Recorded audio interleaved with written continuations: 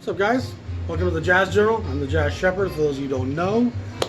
We're doing reviews on the first record released by all the great jazz labels from 55, 56 that were around through the 60s. All the great labels.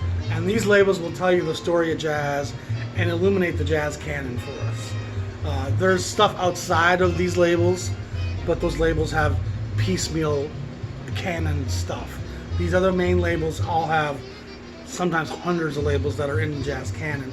Today we're going to talk about Bethlehem real quick, BCP number 2. And interestingly enough, Bethlehem had the 1000 series of 10 inches that came up 52, 53, 54. 55, they decided to launch the BCP series, which is that great logo right there. And you might ask me, why is number 2 the one we're covering, not number 1? And that's because the first 10 albums they released in the BCP series were twofers, where one side was a 10-inch and the other side was a 10-inch. And most of them are two different artists. This one is Oscar Pettiford and Red Mitchell's on the other side. They were two separate 10 inches. And they, I think, simultaneously released these 10 records.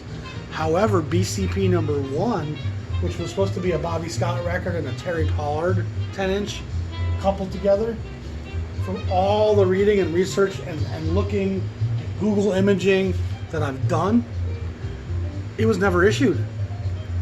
And I've been to a number of discography websites where there's all these jazz experts there, and they all say they've never seen it. So if BCP 1 is out there, Discogs has no knowledge of it. Google Image has never had one put on the internet for it to be photographed, for me to search it. And I've come across other records that were hard to come by, but I could always find a Google image. You can always find something. And from what I can tell, BCP 1, from what other people have researched, BCP 1 doesn't exist. It was coupled, they had the number, they had the 2 10 inches they were going to do, but for some reason it never came out. So BCP 2 becomes the first record in the BCP Bethlehem series. Of course, it's the great bass player Oscar Pettiford, coupled with the great bass player Red Mitchell on side 2. The Pettiford, he has a number of 10 inches in the 1000 series that are really quality stuff. The Pettiford record has Clark Terry, Joe Wilder, Jimmy Cleveland, Jimmy Hamilton, Davey Schildkraut, Davey Bank, Earl Knight, Ozzie Johnson. What a great group with Pettiford. And then the Red Mitchell on the other side has Zoot Sims, Conte Candoli, Bobby Brookmeyer, Claude Williamson, and Stan Levy. So that was obviously a Hollywood, California recording, 55, and the Pettiford was recorded in 54 in New York. So they actually coupled a West Coast and an East Coast 10-inch together. And there's actually a pretty big gap between the Red Mitchell and the Pettiford. The Pettiford's in the first 10 1000 series 10 inches, and the Red Mitchell's in the 30s, I believe. There's I think 38 Bethlehem 10 inches. I have them all. And the Red Mitchell comes quite a bit later. But they coupled them together because they're both bass players. Why they didn't couple of the Oscar Pettiford 10 inches together, I'm not really sure. Because BCP 6 is actually another Oscar Pettiford 10 inch coupled with a Vinnie Burke bass player 10 inch. So why didn't they put the Burke with the Red Mitchell and put the two Pettifords together? I don't know. Gus Wilde, tell us from the grave. Let us know what your thinking was on that. But the Pettiford 10 inch is fantastic. The Red Mitchell 10 inch is fire. Because again, you've got Stu Williamson, Conte Candoli, those West Coast Bethlehem 10 inches, all those sessions are fantastic. They just really cook and shoot flame with their mouth. I'm going to flip this over real quick because I want you to hear a bit of the Red Mitchell as well. One of the most frustrating things to me about my YouTube channel is how frequently, when I do something on Bethlehem, the YouTube bots will hear it and force me to mute it. And it drives me nuts. I'm the hugest Bethlehem fan. I love their discography. I have the entire thing. All the 10 inches, the entire BCP series up to number 81, that great Herbie Nichols record. I have the 6000 series all the way to about 60-40. And there's a few titles after the King sale that I'm missing, but I have the entire Gus Willie operated Bethlehem discography. I do episodes on the label and talk about their artists and their records a lot. I've probably sold and had people buy more Bethlehem records from my videos and my YouTube posts and my Facebook posts than anybody in their marketing department at BMG nowadays does. I help you sell this product. Why do you keep allowing you to? I'm not making money on this. YouTube hasn't paid me a cent so far. I did just get monetized about a month ago, and so far I'm up to $30 in earnings from my advertisings. 50 cents a dollar a day. And they don't pay me until I make 100.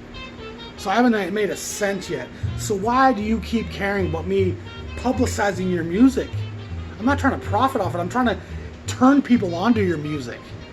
And every time you mute me talking about Stu Williamson or Claude Williamson or Charlie Mariano or the great singers, you're keeping people from discovering and buying that material. I wish there was somebody I could talk to, be like, hey, I'm trying to promote your shit, not steal it. I play Blue Note, I play Columbia, I play all these other labels, hardly ever have a problem. 90% of the times I have to mute something, it's a Bethlehem thing. Which obviously it's a BMG thing nowadays because Bethlehem hasn't existed for 60 years. And it's such a minor part of the jazz scene on some levels that it's shocking that this is the one that gets noticed and censored all the time. I can't even find a Bethlehem t-shirt online, thus I'm wearing a white t-shirt today. I want to buy one. I want a Bethlehem t-shirt to market for you guys. I can't find one. So this label's that under the stream, under the current of jazz, and you have to be a pretty deep collector to know about it. I'm out here trying to profess the greatness of this label, and you keep fucking making me mute my shit. I talk about your shit. I'm praising your label. I'm praising the product you're trying to still sell. Stop fucking with it. Somebody talk to somebody, message me, and we'll work something out. If you want every penny that video might generate, have it. I want the legend of the great Bethlehem recordings on the East Coast and the West Coast and the great singers to be shared with the world. It needs to be heard. It's great stuff.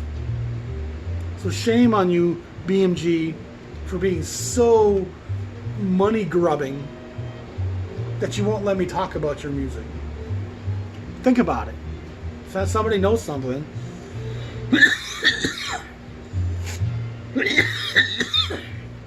let me know. Anyway, BCP2. Excuse me. BCP2 is a great record. All the BCP stuff is fantastic. All the 10-inch couplings are great. And then they start diving into new material by number BCP11. Incredible run of records. Dig them out. I'm going to pause this one. Talk to you soon. I got to go cough. Bye.